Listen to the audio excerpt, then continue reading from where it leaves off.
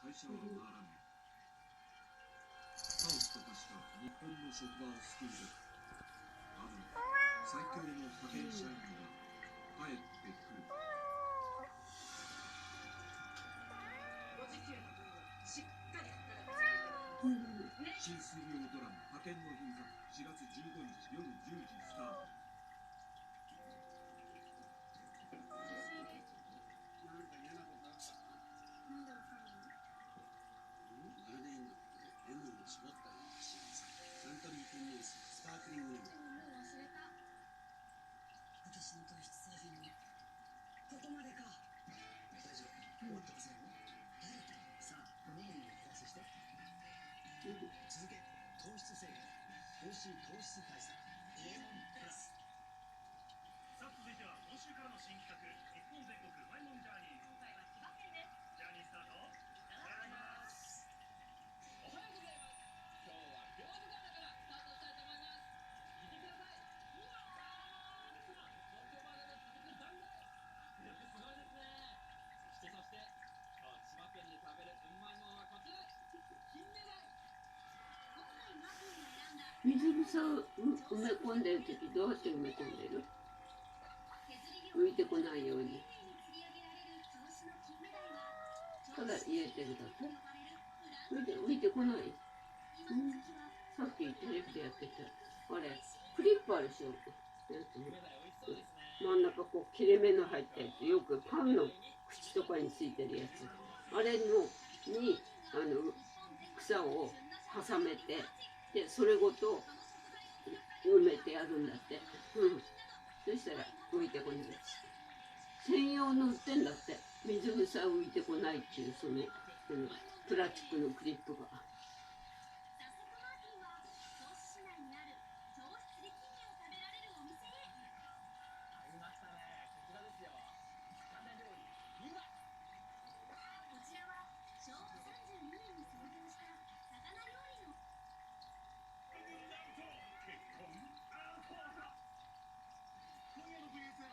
衝撃の結末、バカ話後半戦。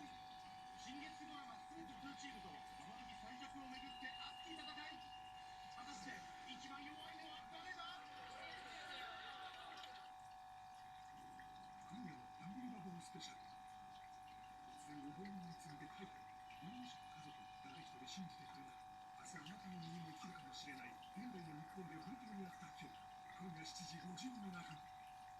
全国の天気が目覚ましじゃんけんの時間です。関す東ごい風。から西は日差し復活しますが、全国的に北風に注意してください。では予報です。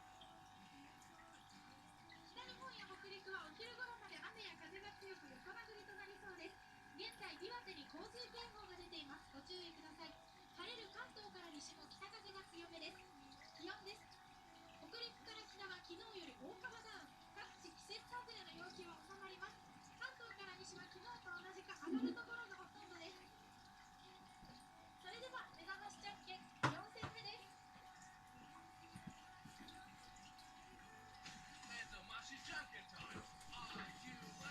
目覚ましじゃんけんじゃんけんポン。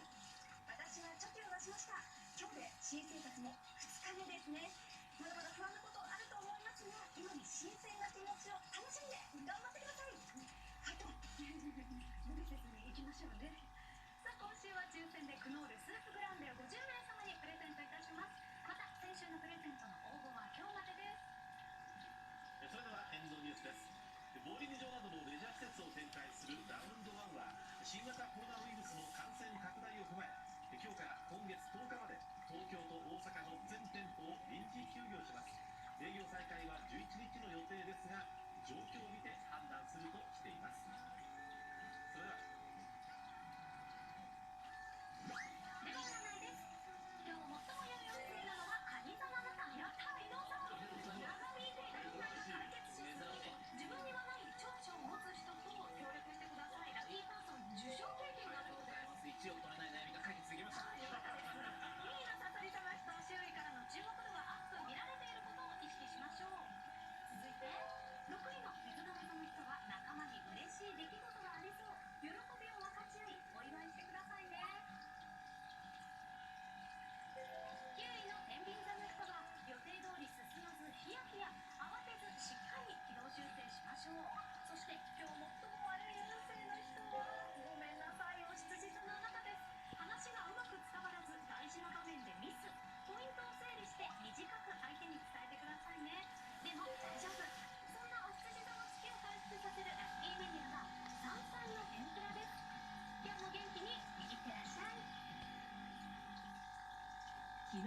見で明かされたのは乳児の感染。どんな生命の危険がある可能性がということで、今、今日の専門家のスタッフ、それから IC のスタッフで懸命中している最中でございます。山梨県は昨日、県内に住む0歳児の乳児が新型コロナウイルスに感染したと発表した。乳児は女の子で、おととい、心肺停止状態で病院に搬送された。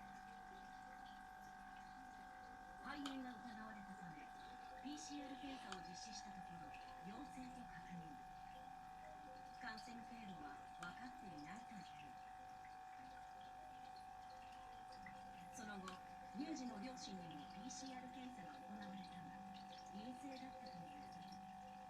見えないウイルスはどのようにして赤ちゃんの体に入り込んだのか。おととい、過去最多の78人の感染を確認した東京都では、昨日新たに66人の感染を確認。半数以上が感染経路不明だという。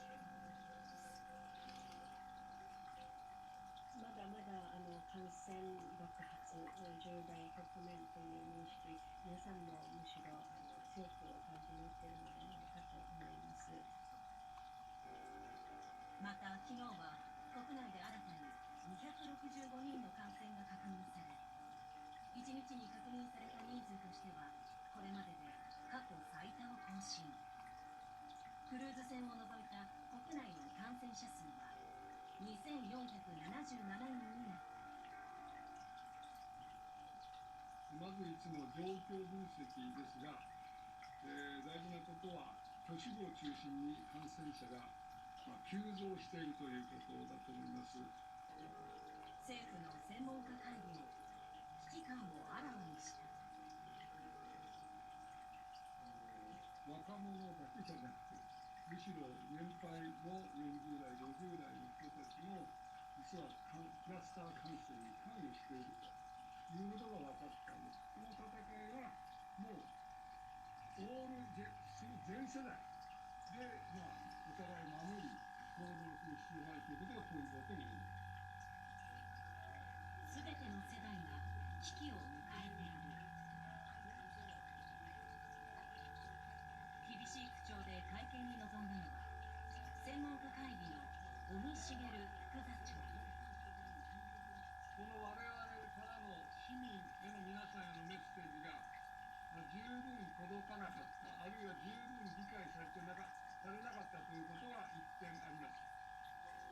2週間前に行われた会見で爆発的感染拡大、いわゆるオーバーシュートの危機を訴えたが、その真意が伝わらなかったことへの後悔をにじませた。いわゆるですね、コロナ疲れ、自粛疲れとも言える状況が見られて、一部の市民の皆さんの間で警戒感が予想以上に緩んでしまったということがあったと思います。これがさ、現在の日本の感染状況1、2、3番目。我が国では1、2、3番目。これ緩いの穴が。すぐ閉めればいいのか。すぐ外れちゃう。クラスター感染が次々と報告され、しかも感染者数が急増している。現時点では欧米などで見られるオーバーシュートは見られないとしたものの、その先に待つ危機的状況を強く警告した。医療崩壊と言われる現象はオーバーシュートが起こる前に起きるんだということを強調させていただきたいと思います。オーバーシュートが起きる前に医療崩壊が起きることを強調。さらに尾身氏は国民に向けてこう訴えた。